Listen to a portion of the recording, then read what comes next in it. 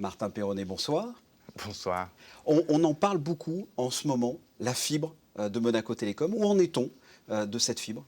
En fait, 3 quarts des foyers à Monaco sont raccordables à la fibre. On est déjà très haut par rapport même à nos prévisions.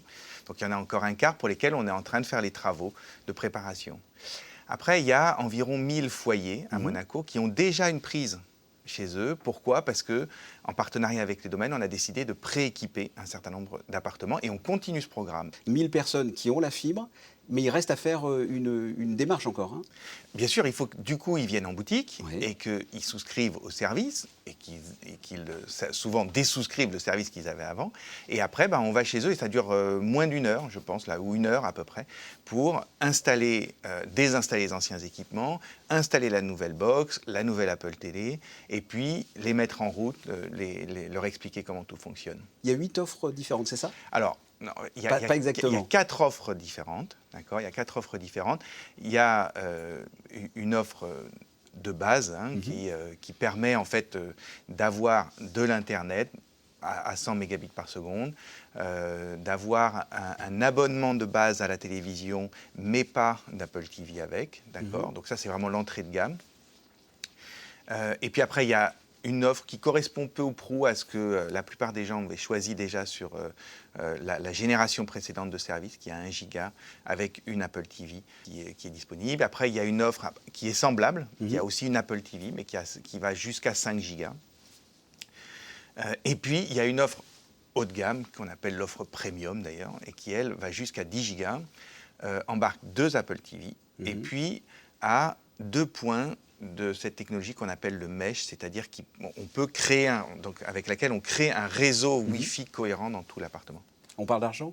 On peut parler d'argent. Ça part le premier abonnement est à combien? Le dernier, l'abonnement luxe, entre guillemets, est à combien? Alors que chaque, ce qu'on appelle point de gamme, se retrouve avec 2 prix différents. Donc l'offre d'entrée de gamme à 100 mégabits, il est à 39,99 € pour tout le monde et 34,99 € pour les monégasques et enfants du pays.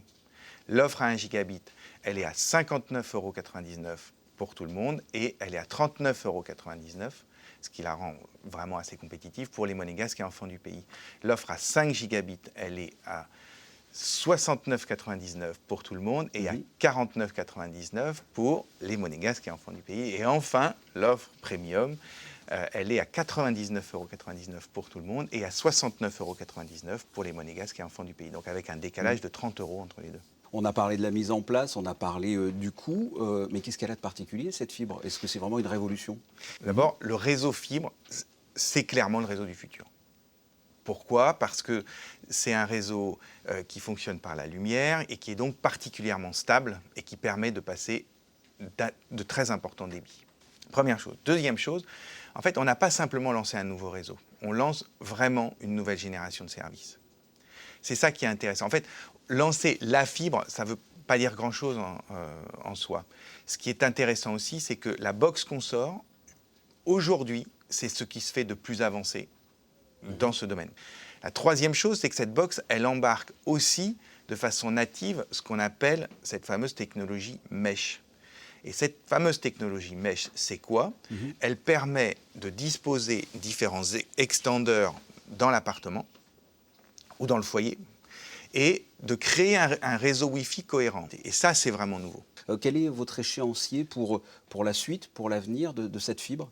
Je pense qu'on devrait, à la fin de l'année, avoir entre 1500 et 2000 foyers qui seront raccordés. Et je pense que, pour moi, dans les 2-3 ans à venir, la fibre deviendra majoritaire à Monaco. Et d'ici 4-5 ans, on aura 95%, 96% de fibre. Je voudrais pour finir, que l'on parle de la 5G.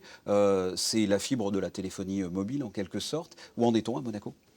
Alors, à Monaco, la 5G, elle est disponible évidemment partout.